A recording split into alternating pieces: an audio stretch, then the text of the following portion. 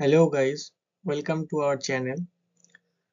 We are starting this channel from today and hopefully you will like all our video and share to get more notification and more videos on same topic. We are mainly focusing on PSC state or central level like SSC, UPSC, English আর একজন বাঙালি হিসেবে আমরা জানি আমাদের অনেকের মধ্যে এই ভীতিটা রয়েছে ইংরেজির ওপর। তাই আমরা ভোকাব থেকে শুরু করে গ্রামাটিক্যাল সমস্ত কিছু চেষ্টা করব পার্ট পার্ট করে অর্গানাইজ করে তোমাদের কাছে তুলে ধরার। সো আজকে আমরা ফার্স্ট স্লাইডে নিয়ে এসেছি কেবল 10টা প্রশ্ন এবং যেটা তোমাদের খুবই ইম্পর্টেন্ট ডাব্লিউবিপি এবং কেপির জন্য। প্রশ্নগুলো দেখেই তোমরা বুঝতে পারবে এবং আজকে মিক্স ব্যাগ রয়েছে। আমরা আস্তে আস্তে আরো ইউনিক ভাবে টপিক ওয়াইজ আমরা তোমাদের জন্য আরো ভিডিও আনতে থাকবো। চলো তাহলে স্টার্ট করা যাক। আমরা ফার্স্ট স্লাইডে যাই। ওকে, তো দেখো প্রথমে বলেছে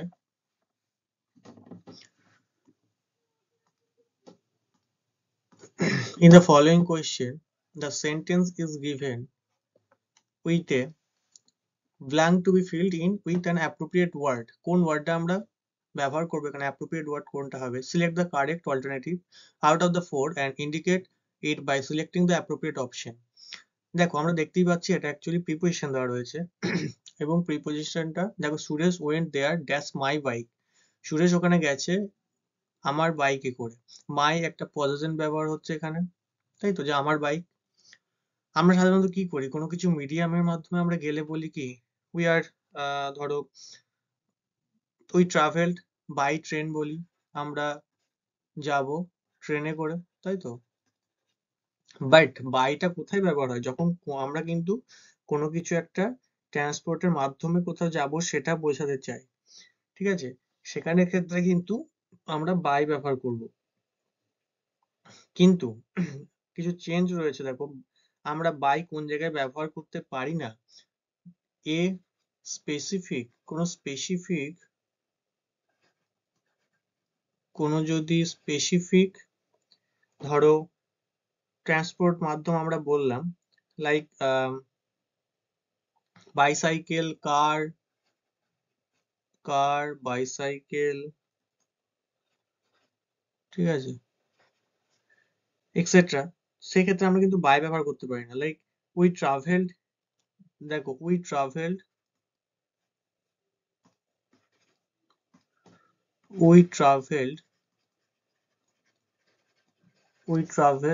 ড্যাশ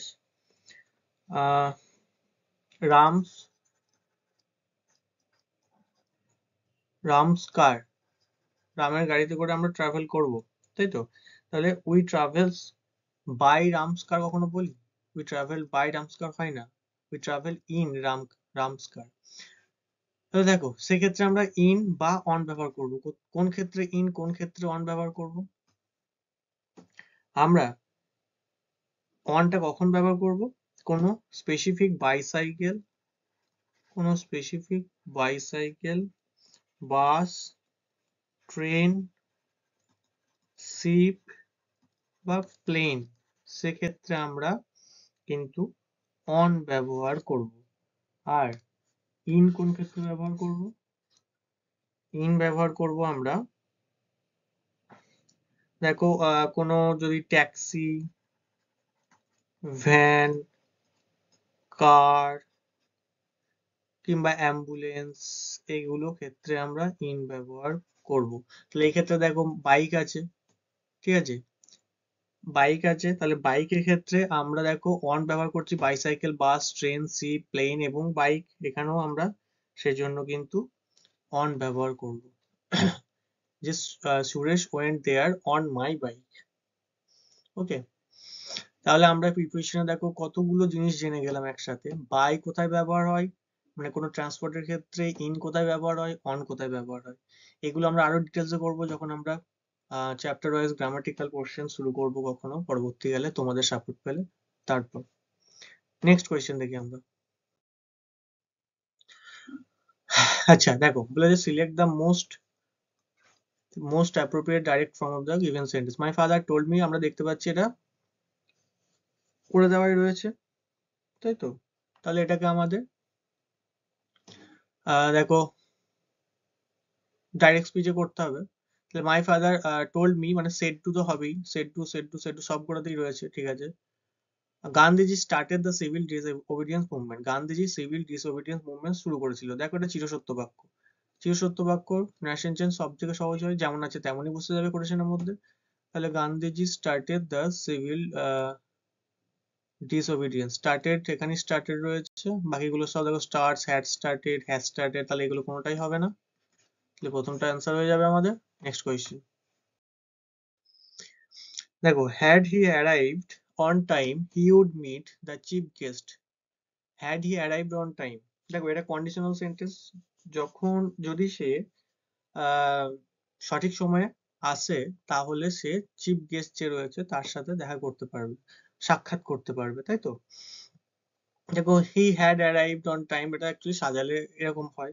তাহলে আমরা কন্ডিশনাল সেন্টেন্সে জানি যে ধরো এখানে যেমন রয়েছে, এখানে অনুযায়ী রুলসটা বলি, তাহলে দু রকম রুলস হয়, দু তিন রকমের রুলস করতে পারবো আমরা। Had plus subject plus verb three plus object, প্রথম যদি কন্ডিশনাল সেন্টেন্সে এটা থাকে তাহলে আমরা তার পরের কন্ডিশনাল সেন্টেন্সে কি করি, subject plus would plus have plus verb three plus object, right?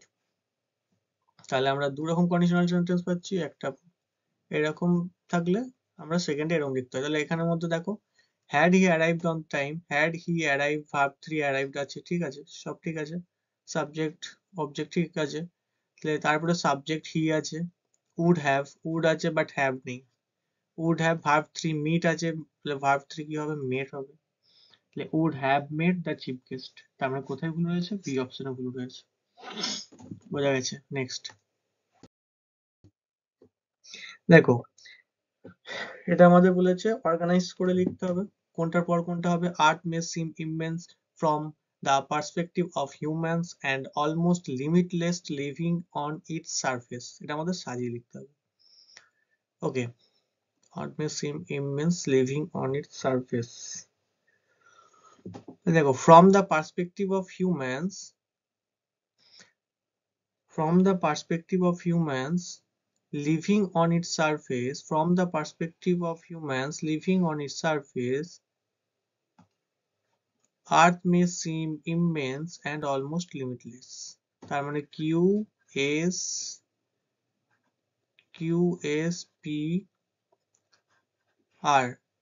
QSPR from the perspective, এগুলো কি করে করতে, কি করে পড়ে আমাদের বুঝতে হয়, এটা আমি শিখিয়ে দেবো তোমাদের, মানে তোমাদের এগুলো প্র্যাকটিসের উপর অনেকটা ডিপেন্ড করবে।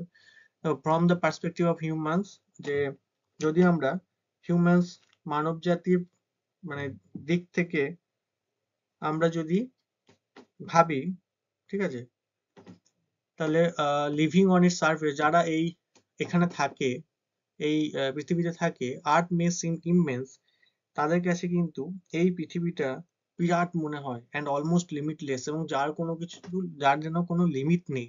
ওকে, নেক্সট কোয়েশ্চেন, এই যে হিউমিলিটি, এটার বলেছে এইগুলোতেই আমাদের যে প্রবলেম হয়, অ্যান্টোনিমস সিনোনিমস, এইগুলো দিয়ে আমরা প্রচুর আলাদা প্লেলিস্ট বানাবো।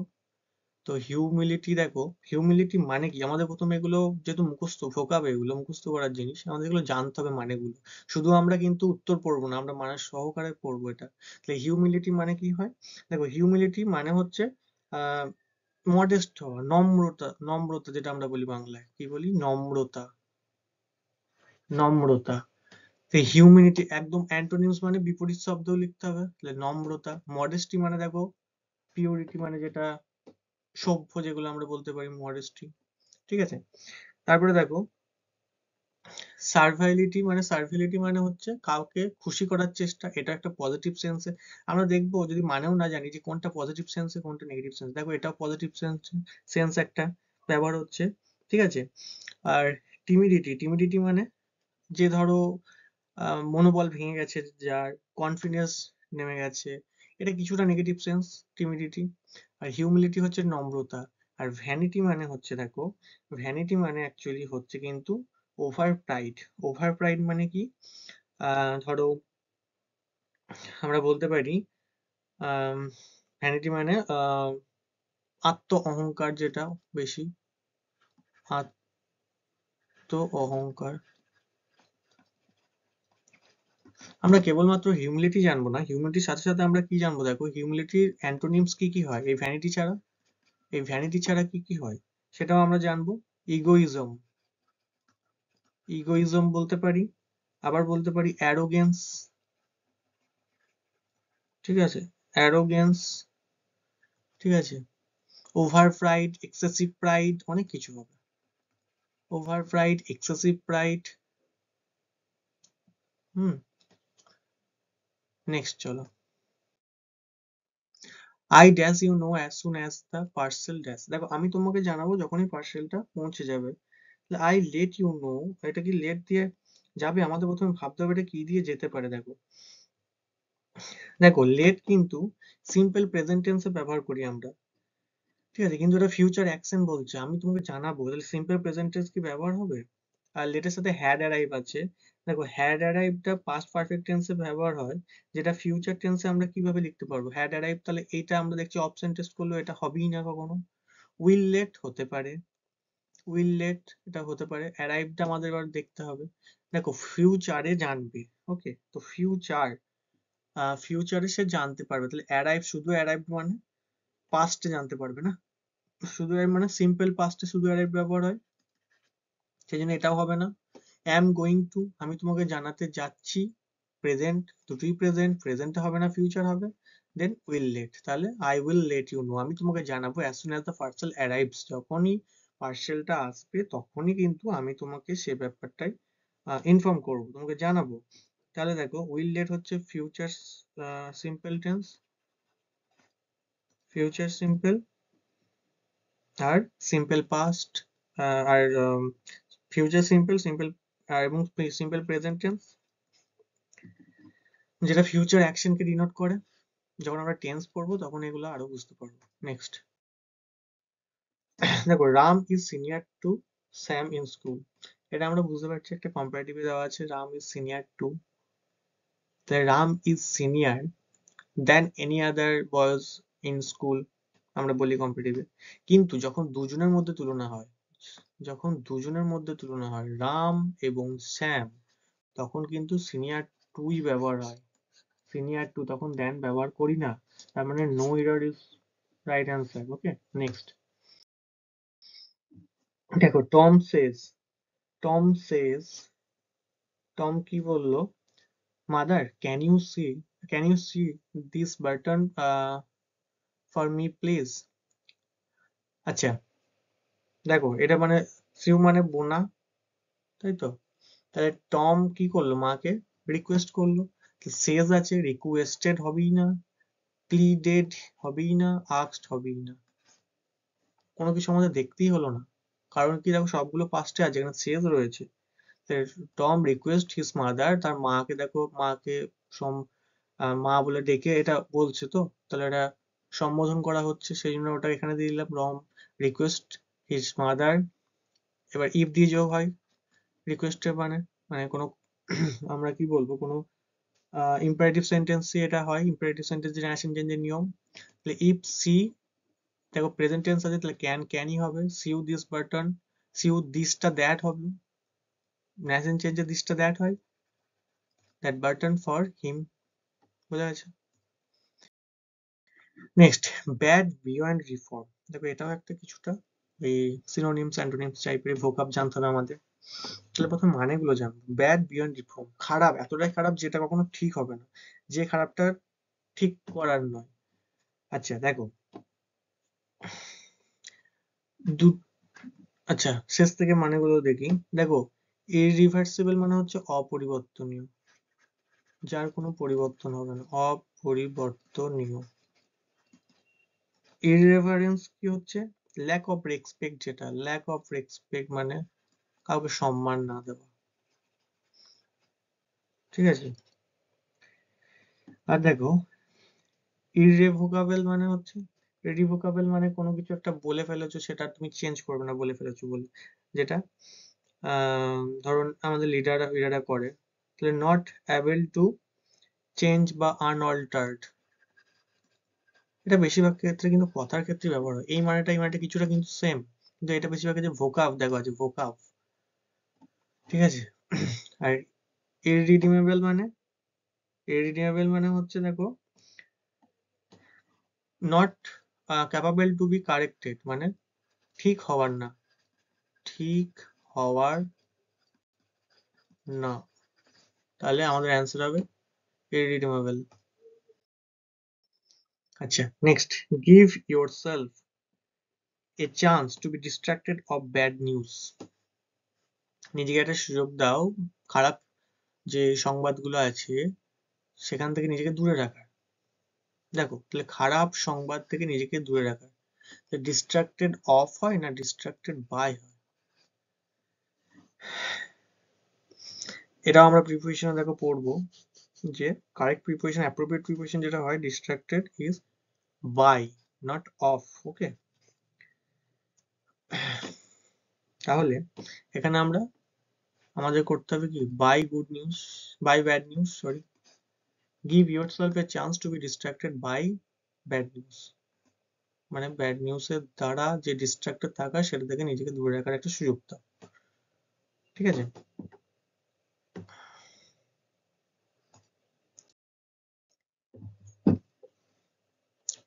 আচ্ছা দেখো আজকে এতটাই ছিল।